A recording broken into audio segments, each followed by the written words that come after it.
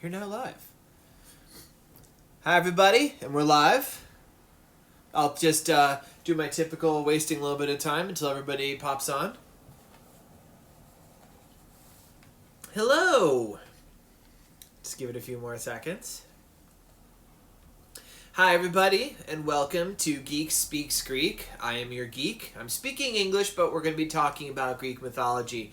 Don't know if this is your first time actually watching one of these. What it is every Monday, Wednesday, and Friday at 3 p.m. Eastern Standard Time, I come on and I talk about a god, goddess, hero, or monster from Greek mythology. I do some drawing, I talk about how I use them in my graphic novel series Olympians, or in some instances how I didn't use them. And we just kind of talk about stuff. Let me apologize up front, there's going to be a little bit of differences about today's episode. So, you maybe could tell that the camera setup's a little bit different. We're on my iPad today. Here's the news. It's my girlfriend's birthday. Everybody can wish her a happy birthday. She's in the background pumping her hands. And we need to keep my phone open because there's like deliveries and people calling and stuff. So I couldn't use I normally film this on my phone. So I'm filming this on my iPad today. Which means, as a real total bummer, I can't actually hold up my iPad and show you the artwork that everybody sent me that I normally would do because I'm looking at my iPad right now. So for this particular installment, there's going to be no artwork. People are saying happy birthday. Thank you. She's yelling thank you from the background. Now, I still want you... Wait, that's the wrong one. I still hope people will send in pictures, and on Friday maybe I'll do a little bit extra time because we got a lot of artwork lately. If you do any artwork, hey... And if maybe you want to write, like, I don't know, like, happy birthday greetings to, her name is Nicole, you could send it to the email, georgeoconnorbooks@gmail.com. Is she, by the way, yeah, I don't know if this has ever been clear, super assistant Nicole, who is sometimes in episodes, that's my girlfriend. Oh, it all comes together. Minds are being blown. So, if you miss an episode and you want to catch one, you can always go to my YouTube, George Olympians. I'm also going to apologize, well, partially because, I'm not going to show pictures. This episode's going to probably be a little bit shorter. I normally go about an hour on these things. This time, for various reasons, not the least of which that is Super Assistant Nicole's birthday, I'm going to cut it a little bit shorter. I imagine we'll probably be about 40 minutes. Also... kind of a bummer. The goddess who we're talking today is Metis. She doesn't have a lot of attendant mythology. She kind of appears pretty prominently in one or two important stories, which we'll go over, and then kind of folds off my glasses. I'm like, I haven't worn my glasses. I'm like, what's that thing on my chest? Then she kind of folds off. She kind of goes off the stage left. So let's jump in and let's do some talking about Metis. Metis was the goddess of... So, Metis was a word in Greece, right? Like, so when I say she's the goddess of, her name was literally what she was the goddess of. And Metis was, I've heard her called the goddess of wise counsel. Or like the goddess of good advice. That would translate into like the way normal people talk, right? But like the idea of Metis, it was like wisdom, it was skill, it was craft, it was all these things kind of wrapped into one. And it makes a lot of sense that she is the mom of Athena, because these are all traits that Athena ends up embodying. So let's give a little bit of background info on Metis. Metis is one of the Oceanides, means that she is a daughter of the Titan Oceanus. Her mother is Tethys, who was like the Titan of fresh water. So there's these kind of like a lot of water connections in Metis. And I'm not really sure what that has to do with wisdom. Maybe because the Greeks were such a seafaring people. They're like, yeah, well, clearly, one's the god of the ocean, one's the god of fresh water. It's got to create, like, the really smart daughter. And she is, no doubt, smart. So the Oceanides, there's, like, 3,000 of them. She's the eldest of the Oceanides. And she is Zeus's first wife. Full on. First lover. Like, she, the rest of the Olympians, of course, when Kronos, their father, he wanted to hold on to his role. He was jealous of his rule, not his role, right? And so, as each Olympian is born, Mother Earth had cursed his children. that they would overthrow him eventually. She was mad. I'm getting ahead of myself. She was mad at Kronos because Kronos had imprisoned the Cyclopes and the Hecatoncheires, and so she was trying to overthrow him. And she cursed him like, any of your kids will overthrow you. So he would eat his kids as soon as they were born. His children were the Olympians, and Olympians cannot be killed, so they still lived inside of him. And in the order he swallows, first Hestia is the first one. He swallows Hades, swallows Demeter, swallows Poseidon, swallows Hera, and he swallows a rock instead of Zeus. Zeus is raised in secret. There's some trickery there. His mother Rhea and Gaia herself work to keep it so that Zeus is not swallowed by Kronos. And Zeus is raised on the surface. He's the only one who doesn't grow up inside of his dad's belly. He lives in a cave in Crete. And there he is. That's where, he's in a cave, but at least he's not in his dad's belly, And he has some people that, and some entities that befriend him. There's Almathea, the goat, that he ends up making the Aegis out of later, so that's like a kind of bad way to treat your friend. Almathea had these magical horns that they would have ambrosia and nectar come out of them. There was these different nymphs that kind of, they're called the Curetes. They would bang on their shields to make noise whenever he would make noise, because babies cry a lot, to disguise him from his father. And then the Oceanids would visit. Oceanus was different from the other Titans, the other 6 original Titans. He didn't participate in the overthrow of Uranus, the sky. He was just like, I'm just going to be in the water doing my own thing. So he was on better terms with, the potential overthrower of Kronos, Zeus. Zeus grows up knowing his destiny, that he is to overthrow the king of the gods, Kronos, and to take his place and to free his brothers and sisters. But Zeus isn't a great thinker. He's a great man of action. He jumps in, he does stuff. Someone wrote, Zeus is not on the menu. Zeus, delicious, but not so nutritious. No, especially not the rock version of that. Imagine that, if Cronus had taken the time to chew, he would have broken some teeth. Oh, this kid's crunchy. So Zeus doesn't have the plan. He's like, I'm just going to fight my dad. It's not the best plan. His dad is a titan. Zeus doesn't even have his lightning powers yet at this point. But luckily, he knows Metis, the goddess of good advice, of wise counsel. She's really smart.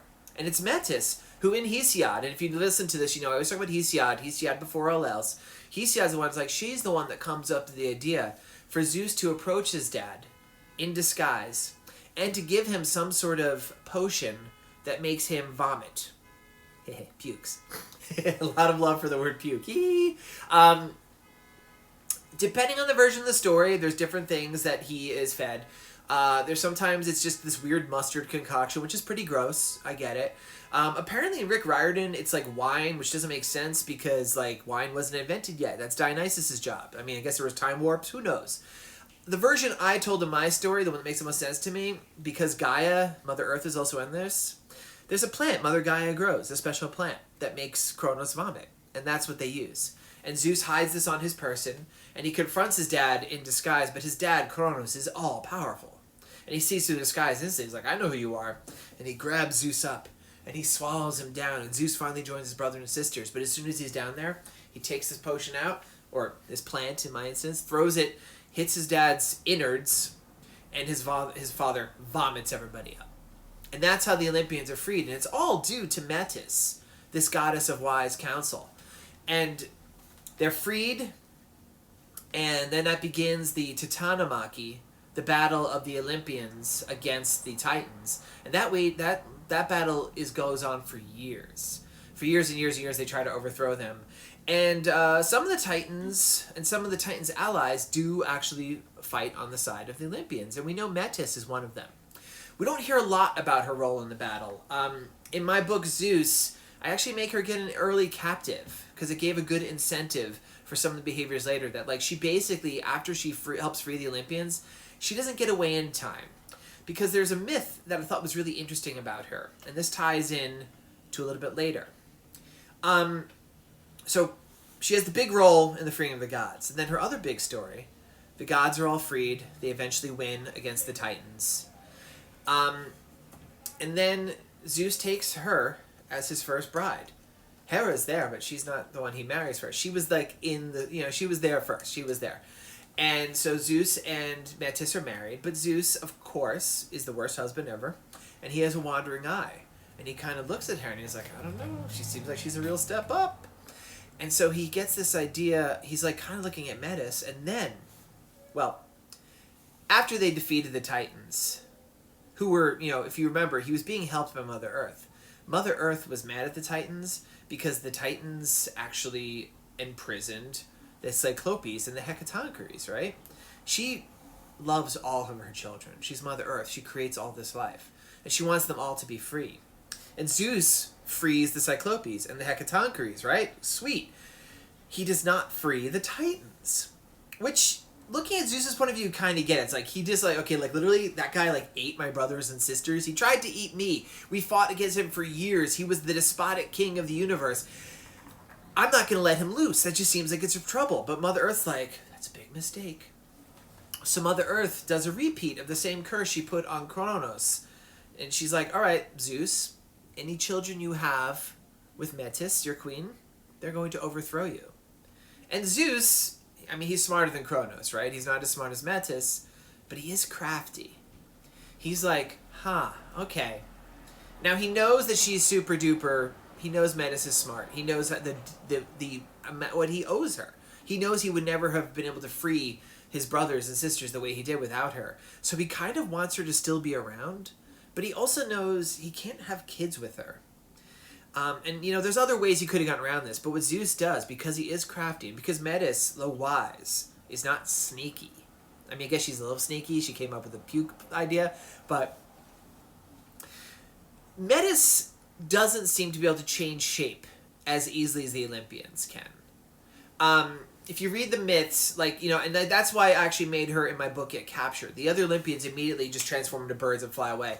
Metis can transform, but for her, it's something she has to really work at. She's had to study, right? And the Olympians, it's just their forms. We talked about this. Their true forms are balls of energy. They're fluid in shape. Just they can change form as easily as they can change their mind. Metis has to really work at it. So in Zeus, no, actually this is in Athena. You see where she's kind of he's been training her to change shape. And so they're flying out one day and he's yelling out shapes for her. He's like, go for eagle, one of his symbols. And she becomes an eagle. He's like, yes. And she's like, oh, I'm getting it. He's like, become a sparrow. And she becomes a sparrow. Become a winged serpent. She becomes a winged serpent. Then he says, become a fly. Now, in the original story, it's a fly. For visual purposes, I drew it as a dragonfly because that looks better. Flies are gross. Have you ever looked at a fly up front? Ugh, they're all hairy. She becomes a dragonfly and she's so excited. She's like, look, Zeus, I did it. I did it. And then Zeus swallows her. He just eats her. It's very interesting, the echoes there, right? She literally helps Zeus free his siblings from his dad who had eaten them. And then Zeus turns around and eats her. Now, Metis is a goddess. She's not an Olympian. She's like an Olympia adjunct. She's like their cousin. She's got a lot of the same powers, but she's not quite on the same level. But she is immortal. She can't be killed. So she's still alive inside Zeus. And remember how I said Zeus wants to keep her close? Zeus knows her wisdom is something he needs to be a good ruler. And so Zeus keeps her in his head. He knows she's there. And there's a scene, and I used it to advertise today, where he is talking to her in his head. He's like, I need you to be close always. And she's like, oh. And it's kind of nightmarish. So he keeps her this prisoner inside of him.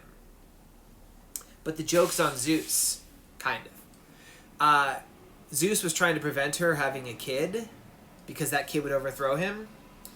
She was already pregnant. So Metis gives birth inside Zeus's head.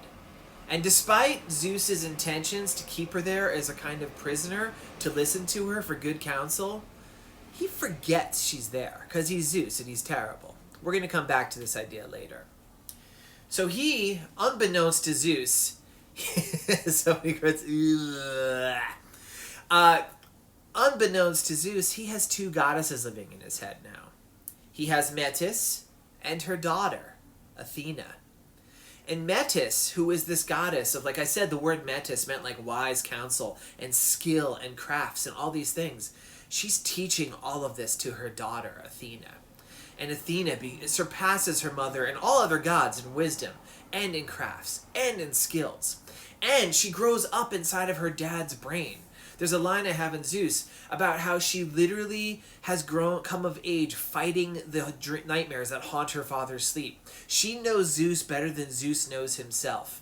And this is where Zeus gets kind of lucky. The Olympians, all powerful, capable of doing anything, they are still beholden to a couple things. If they make a swear on the river Styx, they have to do that. And they're beholden to fate. You know, the three fates, who I should really do an episode about one of these days? The Olympians are beholden to fate. And what makes Zeus so interesting, and one of the reasons why Zeus is this unique being, is that Zeus, he bends fate. By having Athena grow up inside of his head, he changes her. Like, she no longer wants to overthrow him. She understands him so well. This is dumb luck on Zeus's part. Like, this was just, like, his good fortune. She grows up to become his best advisor. She helps him out of all these jams. I'm skipping ahead of myself. So Metis spends her time in his head, raising her daughter to be this warrior, to be never let a pregnant woman give birth in your head. That's great advice, Sarah Cristiano. It's something we should all heed. She spends all this time, like, training her daughter in all these different things. And then, as her daughter's 16th birthday is approaching, she wants her daughter to have more than just Zeus's head as a place to live. This was always the intent. So she spends her time forging, Metis, a suit of armor for her daughter. She's not going to have her daughter be born this naked, crying, helpless infant. I mean, she's already like 16. That would be really weird if she came out like, oh, there's a naked lady coming to her head. So she makes, like, she's made her this amazing robes. Now she's making this armor. She's banging, clanging. And this is giving Zeus the most insane headache. He's had a pressure headache now for years because he had two goddesses in there. But now it's throbbing. And he can't take it anymore. And he goes to his son Hephaestus. He's like, I just can't take it anymore. Can you please split up in my head? And Hephaestus is like, yeah, I got this. They hold Zeus down. They put a spike on his head, take a huge hammer, boom! Blasts open his head. Out jumps Athena in armor, all like, ah! And that's how the world meets Athena. Now for Zeus, like I said, he already beat fate in like this sort of like, you know, very lucky way. His head shoots right back together, and he doesn't really quite catch on what happened. He doesn't quite get the Metis connection. He's like, everybody see what I did? I made a baby out of my head. Look how talented I am. And in some myths, like, other gods are jealous. Like, in some myths, like, Ares is born by Hera alone because she's jealous of what he did. In some myths, Hephaestus is born by Hera alone because she's jealous of this. Which makes no sense because Hephaestus is the one who splits Zeus's head up to get Athena. But, so, yeah. It's this crazy story. Like, you know, I talked yesterday or Monday about how, like, the chronology matters a lot to me. It doesn't matter to other people. And then, unfortunately, it's kind of the end of what we know as far as stories for Metis. Kinda. So, remember how I said her name actually means this word? Like skill? Like wise counsel? So she... the way to put it best is Metis kind of surrendered her physical form. She is still immortal. She still lives. But now she lives only as a creature of the mind. And the idea is, so maybe you guys are like this. I'm actually not like this. But apparently, most people, when they think, they hear a voice in their head. I tend to think in random pictures and stuff. Some people do that. It makes a lot of sense because I draw a lot. So I don't really have a voice in my head. They call it like a running monologue. But apparently most people, when they think, there's literally a voice. It's themselves that talks to them. And this voice, of course, helps them think. It's their thoughts, of course. It gives them wise counsel. So the idea, you'd be like, look at that boiling pan of water. Should I touch it? And the voice is like, you shouldn't touch it. That's Metis, right? So the ancient Greeks, it's believed, when they had a running monologue in their head, they didn't know necessarily it was their own mind. This voice that was in their head was Metis. She was with them still. And that idea is fascinating to me. That everyone had, like, she started out as this goddess in Zeus's head, and now she's in everyone's head. And she gives you this advice. She's not in my head, unfortunately. Unless she is. She draws me pictures instead. Let's see, some people, team no internal monologue. But then other people, yep, I definitely have a Metis. I mean, for people of the internal monologue, that sounds exhausting. I don't know how you do it. I don't know what I'm going to say until I say it. It just comes out. This is why I probably do a lot of double speaking and just kind of rambling on. People double with internal monologues, it's got to be like exhausting. And do you repeat what it says? We should have an episode where we just talk about this because I'm fascinated with this idea. When I found this out a few months ago, my mind was blown as surely as if Hephaestus had held me down and smashed it open with a hammer. But if he did that to me, I would die. And there would be no babies in there, hopefully. If there was, weird. So that's pretty cool about Metis. And like, so the idea that she lives on as this goddess of advice, that whole, everything about that, I'm just like, this is super wild. This is super cool. Now, I've talked a lot about Metis today, and I've not really drawn her. So, yeah, no internal monologue. Know what's interesting? I'm just going to throw this out. When I found out about this internal monologue thing, I asked all of my friends. And most of my friends, in fact, I think all of my friends who are cartoonists, who draw for a living, we don't have an internal monologue. But almost all of my friends who don't draw for a living do. So it's interesting. It might be something about how much you use pictures in your life. Or maybe the reason I use pictures and I draw so much is because I don't have it. I don't know. Here's my thought. I'm just going to throw it out.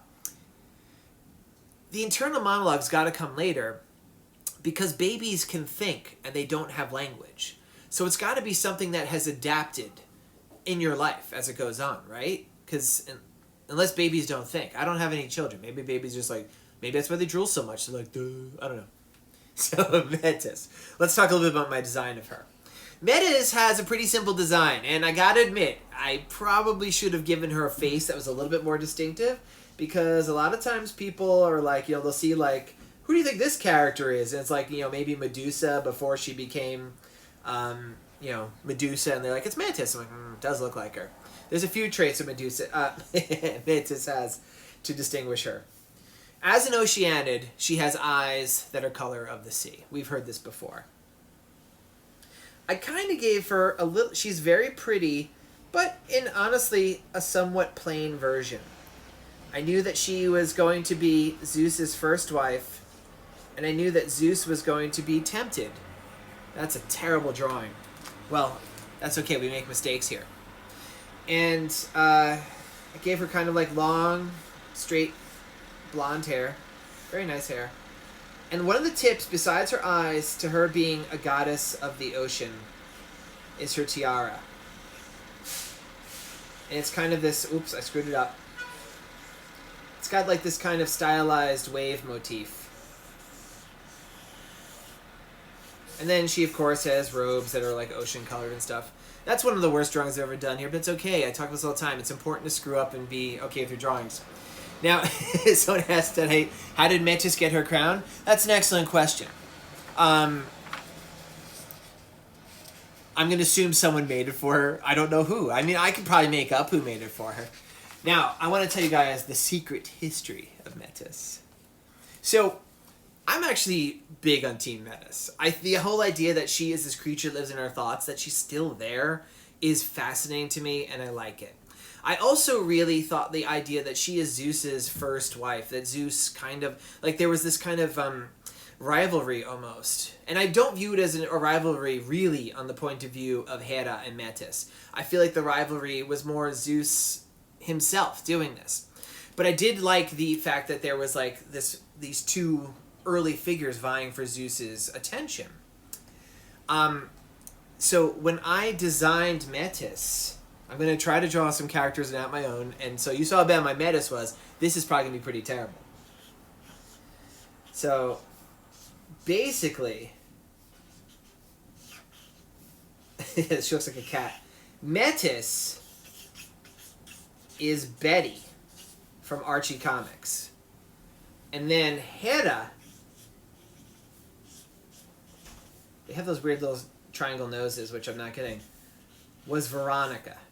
And if you look at the way Hera looks in the early comics, before she has her hair bound up to symbolize her marriage, she wears her hair down. She looks more like Veronica. And there was some stuff. Metis is literally the girl next door. The girl that... Okay, so in this instance, Zeus is Archie. So let's see if I can draw Archie.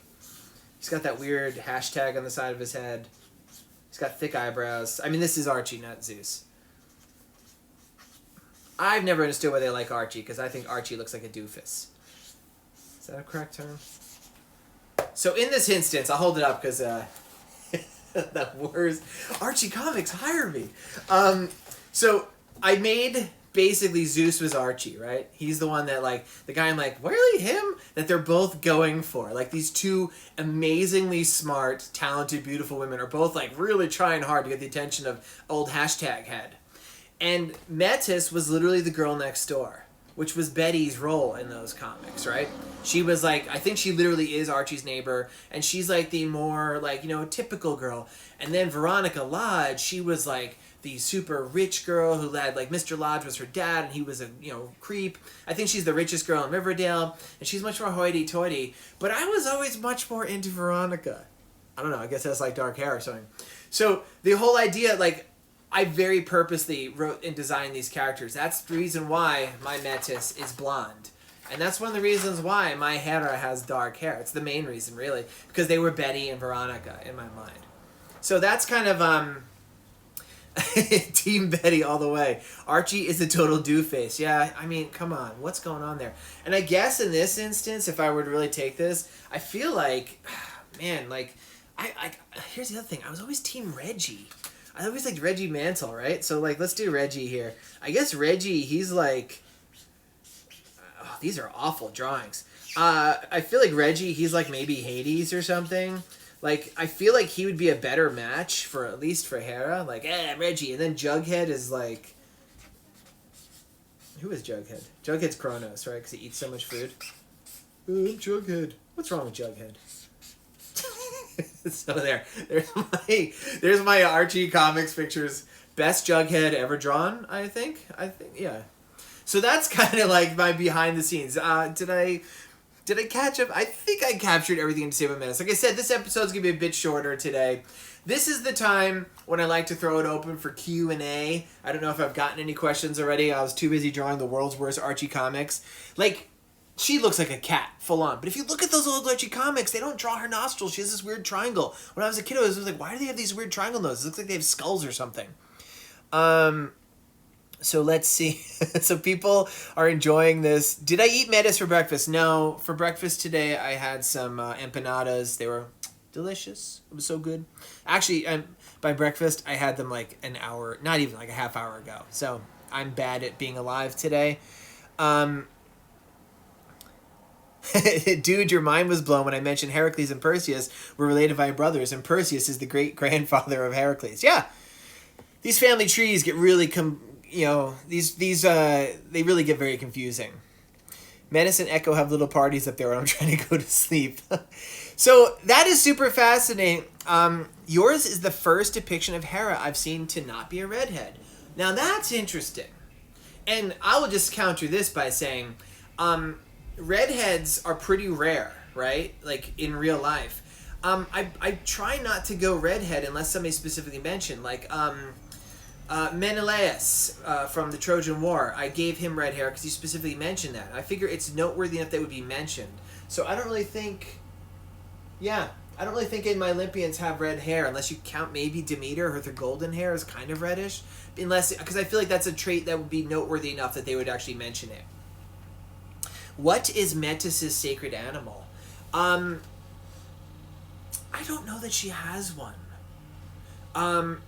She is, and this ties into another question, like, it seems like Metis is forgotten in many versions of the myth. When did that start? I'm going to tie this together to say it starts pretty soon. So she is mentioned in Hesiod, and Hesiod, along with Homer, are two of the earliest versions we have recorded of myth. Homer's genealogies and theogonies are pretty weird, and nobody else seems to pick up on them. Like, he's the guy that has, like, Aphrodite as the actual literal daughter of Zeus, and, like, everyone knows that's not cool. So I tend to use Hesiod over Homer. And she's mentioned in both of them, much more so in Hesiod than in Homer. She just gets kind of like, there's just like a few dropped references to her. And then almost immediately after, she seems to be dropped out, and it becomes like Zeus as the sole creator, which is super weird because, like, you know, out of the two sexes, it's definitely women who create life normally. Men play a part, certainly, but it's women who carry to term. So I don't know if there's something that's weird about the fact that they kind of like shuffled her off to the side there. Or maybe it was just the idea was just so weird. Because it's one of my go-to stories when I want to talk about how weird Greek mythology is. I'm like, oh yeah, check this stuff out. How weird is this, right? So, yeah. Somebody says there is something misogynistic about leaving her out. The child born of only man is the wisest. Yeah, that's super... I agree. I don't dig it. I'm always very careful to bring Metis in. In fact, I'm happy to report in Dionysus, the final Olympians book, which I'm working on now, Metis makes an appearance. I'm kind of trying to go back around and like touch on all the different major characters we've met before, and Metis has to be there. And like I said, even though I'm definitely Team Veronica, I have a soft spot for Metis. Playing around with a side project where I'm kind of exploring a lot of the early Olympian history, and I get to write Metis again. I don't know if this is something that you guys will ever see. It's something I'm working on. And it's really the idea of her being this, like, she's Zeus's oldest confidant. But then suddenly Zeus is surrounded by all these siblings who have this bond of blood. But, like, and, like, it's also weird because he's, like, clearly, like, in love with, like, you know, at least Hera. And, like, just this relationship where she goes from being his closest confidant to kind of the outsider on this group of circles. There's some really fascinating things about that. Plus the fact, I think it's pretty cool that her immortality is... I mean, it probably stinks for her that she doesn't have a body anymore. Or maybe it doesn't. Maybe it's better. But that her immortality lives on, that she is a being entirely composed of thought. Which makes so much sense, given what she was the goddess of. Let's see. I remember the 6-book pack cover and Metis is in the background. Is that supposed to be his head? No, that's actually, so if you look at the cover of my books, on the back there is an illustration of the OG Olympians, right? Zeus, Hestia, Hera, Poseidon, Hades, and Demeter. And off to the corner is a picture of Metis. She gets on the cover of every book. That is actually, it's from a panel from the first book. That is the moment when Zeus, right after Metis and Zeus have freed the original OG Olympians, they're all staying there together for the first time. And very symbolically in that picture, Metis is shunted off to the side and looks concerned. Like she's already been she's sidelined, literally. And that's a symbolic picture for that. Elsie Giuntoli writes, can Hera throw lightning bolts? She actually can. Yes, there's a couple of myths where she full-on throws lightning bolts too. There is, depending on the source, there's some sources, we'll call them more sexist, where like Zeus has like all the power. But there's a lot of other sources which kind of show them as being equals in power. And even like their domains are very connected to one another. He is the god of the sky, and Hera is the goddess of air. Which it's one of the aspects of her that kind of you don't hear it mentioned as much, but they're kind of like these tandem. And there are some stories where she actually throws lightning bolts as well. Honestly, if I think about it, I mean, because Poseidon creates storms, it might be one of those things where all the gods can do it. It's just Zeus's kind of thing, so he does it more. But Hera seems to be able to share in the powers of being like a storm god with Zeus. But then someone points out she can't throw lightning in my stories. I don't think I have shown her throwing lightning. Look, I'm a big fan of superhero stuff. I like to kind of assign like powers, and I'm big in categorizing. So sometimes I make the delineations a little bit stronger. We've talked about this before. Myth is kind of all over the place, right? And so there's various versions of like, characters being able to do things. I'm like, Like I mentioned before, at the first Olympics, supposedly Apollo beat Hermes in a race. I'm like, does that make sense? You literally have the god of speed losing to the god of poetry? I don't think that makes sense. He couldn't even catch him when he was a baby. How does he catch him as an adult? So sometimes I just ignore stories like that. I always wanted to ask what drew you to create the friendships you did on Olympus. Athena with Hermes, Athena with Hera, Hera with Hermes to an extent. Did any thought go into this? This is a great question. Yeah, there's a lot of thought that goes into this. So to use your examples, the Athena and Hermes thing, I feel like it makes a lot of sense because of how often those two are teamed up in myth. If you've seen other episodes, I refer to them as the sponsors of heroes. And with the exception of a couple of heroes, Atalanta, Jason, it's almost always a tandem team of Athena and Hermes who go act as their sponsors, as their go-betweens, as their champions. And they have a lot in common. Actually, there's my one fan, Megan, who's always sending in pictures where she ships them together and has created a whole hypothetical family from, which is wonderful. But they are, without question, the two most intelligent gods. But even though they manifest their intelligence in different ways. So I think that they would get along. The way I view the relationship, personally, is I think Athena's like a big sister to Hermes, which she actually is, but I feel like that's more the relationship. And they kind of enjoy each other, but I think they probably ultimately have very different interests. Athena's very serious and no messing around, and Hermes is all messing around. Ironic, given that he is the god of business.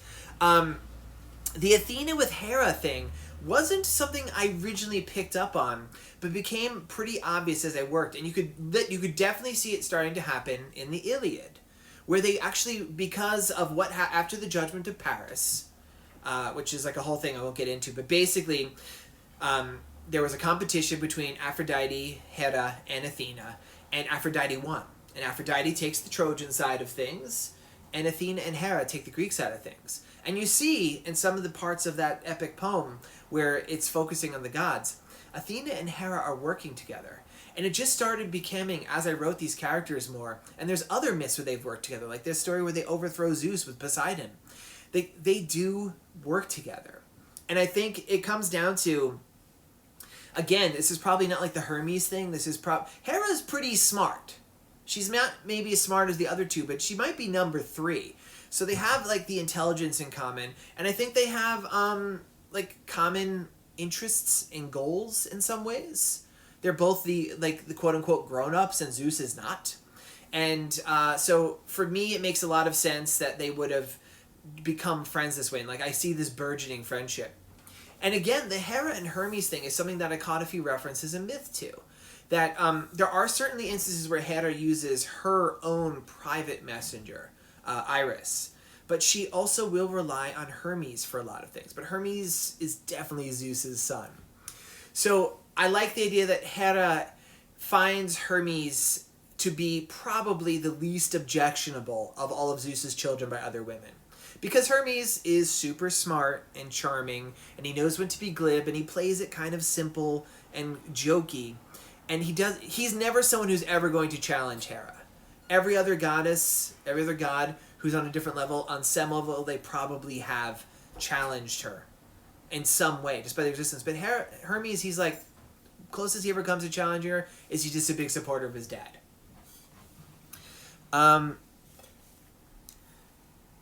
Lucy, starring Scarlett Johansson, the girl became so smart she turned herself into thought, more or less. I'll have to watch that movie, never saw it. Perhaps Metis contributes to Zeus's marital conflicts with Hera. Interesting thought. It is very interesting. I feel like in my head, Metis is like a good person. And I don't think she would actually do it that way. I feel like if there's anyone she really blames, it's Zeus, not Hera. So I feel like it's just in Zeus's behavior, as evidenced by what he did to Metis, that he's going to be a cheater. But it's an interesting thought that she could be there pulling strings in his head. Let's see, Sparksfly is mentioning the birth of Athena. I am talking about like the picture on your website of the other gods. Oh, I didn't see what that was, CVQ Llama. Let me see if I can find your other comment. Oh, the picture. Oh, I don't know that one on my website. I'll have to take a look at that later. Of course Aphrodite won. Yeah, so the competition of the Judgment of Paris was ostensibly a beauty competition. If you read my book, Aphrodite, I show it, and I'm very careful to show it's not really beauty, because you know who doesn't care about beauty? Athena. She wears a helmet all day. She doesn't care about beauty. And I don't really think that Hera would care about being in a beauty competition either. It was a competition for power. And it was actually engineered by Zeus. So take a look at it. Let's see. Was Metis crowned Zeus's queen? It's a good question. I say no. In fact, I actually make a distinction in my book, Hera, that Hera is his first queen. She's not his first wife. Hera saw what happened before, and she saw the way Zeus was, and she didn't know what happened to Metis, but I think she certainly had some ideas. Hera is very savvy. And even though Metis is the goddess of good counsel, I think she was quite naive in her dealings with Zeus. And Hera's like, oh, you're not just going to make me your wife. You're going to make me your queen. Because she wanted that co-rulership. And you really see Hera laying down the law more than you see Zeus. Texas gal here, you are from New York City, more or less, correct? Yes, I am. I'm coming to you right now from Brooklyn. It's cloudy out. That's cloudy out. Yeah, it's just New York. I would think less... Oh, that was a comment on that. What is the motive for Leto's tiara? I am going to have to take a look at my picture of hers. So let me put my coffee down here. And I luckily had a copy right nearby of Artemis, where Leto is significantly pictured. Does Leto have a tiara? She does. Oh, she's got that little symbol. I don't remember. It may have been something that I just actually came across in my travels. I'm going to have to go look through my old sketchbooks and see. Because for me to make up a symbol seems unlikely. So I imagine it's probably something that I found that was emblematic of something. But what that is, I no longer remember. And yes, that should definitely be laughed at me. So I'm going to take just maybe a couple more questions if we got them. Because, like I said, there's a lot of stuff I got to do today. And did Aphrodite kill anyone? Did Aphrodite kill anyone? I think there might be a variation of the Adonis story where somehow she's responsible for it. That's an interesting question. I wonder if I'm forgetting anything here. Because Aphrodite, you can certainly ascribe some less than noble motives to her. I don't think she's much of a killer, though. I think she's more of like a make you fall in love with a rock or something sort of person. She knocked him dead, someone said. Is Aphrodite very smart? I actually think Aphrodite is quite smart. Aphrodite has the weird position, though, where she occupies both being one of the older gods and at the same time one of the newer gods. So I think she made a couple of real bad errors when she first manifested. So she is derived from Eros, which was a primordial god, right? And from a portion of Eros that was housed in Uranos. And she was just this kind of amorphous power of love for like thousands of years. And one day this power, this not even a being, gave itself a brain and became Aphrodite. But this was well into the Olympian rule. Like all the Olympians were already there, with the exception of Hermes, who wasn't born yet, and Dionysus, who wasn't born yet. So she's weirdly, like, she's way before Zeus and Hestia, but she's also, like, second or third to last of the Olympians. So when she kind of appears, there's already a pretty established power dynamic going on in the family, and she comes in, and she has this power to literally make people love her more than anything. And it throws stuff out of whack. And she's like literally Zeus's greatest nightmare, a guy who falls in love with her on the drop of a hat anyway. So it kind of like, she kind of like comes on really strong at first and generates a lot of enemies, which is why you don't really see her having a lot of strong allies in the family. She certainly has Ares. She's married to Hephaestus, but they end up getting divorced. She's had dalliances with Hermes and a few others maybe, but she's kind of like, she's a little bit ostracized in the main family group, and it's kind of sad for her. If I remember correctly, you took trips to Greece to learn Greek mythology. Which place was your favorite? So yeah, I actually lived for a period of time in Rome, and from there went all over the Mediterranean. In Greece, probably... So it's funny, some of the places I liked the best in Greece were places that don't figure hugely into myth, like Paros was like a beautiful place. Going to, Santorini was pretty wild. Again, not a huge amount of mythology stuff there. Santorini plays a part in the stories, but like the Santorini was the island that was literally blown apart by a volcano. It's now just this C-shaped caldera. It was amazing, but everything that was there was blown up it. So Greece is a beautiful place. Probably the best artifacts and stuff you see is when you go into Athens. And you know what? I have to admit, I've still never seen Mount Olympus. I got to get back to Greece to see Mount Olympus because, come on, how do I not do that? Does Aphrodite love Dionysus? Yeah, there's actually some myths where they actually they do have at least a fling. It's not going to figure into Olympians because the stories that it tells kind of like don't fit into the overarching story. They kind of contradict some other stories, to be honest. But Dionysus was a super duper popular god in antiquity, so there was a lot of stories to kind of, tie him in. And Sparksfly, I saw that you had a question. You said up above, but I wasn't able to find it. Oh, I think you just repeat it. Why did Metis not come out of Zeus's head too? I wondered that myself.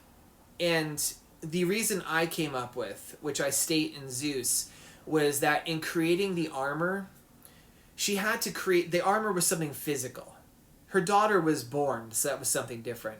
But she had to create material to make that armor, right? Like, where did that come from? They're living in thoughts. So she actually poured her physical essence into making the armor that Athena wore. So she surrendered, like, her physical form to be this creature of thought. And it's one of those things, I guess it's like Obi-Wan Kenobi in Star Wars. Like, strike me down, you should become I'll become more powerful than you can ever imagine.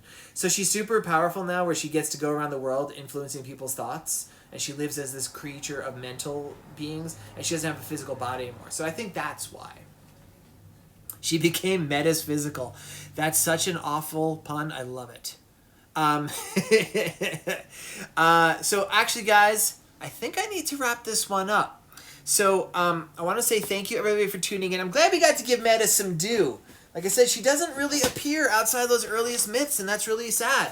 And I'm glad that, like, at least I've personally tried to give her some attention.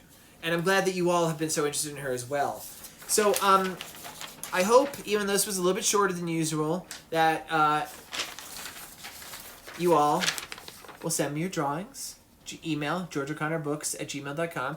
Remember, it's Super Assistant Nicole's birthday too, so you can wish her happy birthday. Maybe draw off pictures. Her favorites are Medusa, right? And the Minotaur. And the Minotaur. She's a big monster person. Medusa and the Minotaur. I'm just saying. And we're going to go pretty heavy on Friday with artwork because I have a lot of artwork to show. And if you miss an episode and you want to see it, as always, they're going to be put up on my YouTube, youtube.com/usergeorgeolympians. Still haven't decided what I'm going to do for Monday, aside from show a lot of art. I have some theories. If you have any questions, or suggestions, rather, write to me at the Gmail. And thank you, everybody, for tuning in. And I'll see you guys all soon. All right, bye-bye.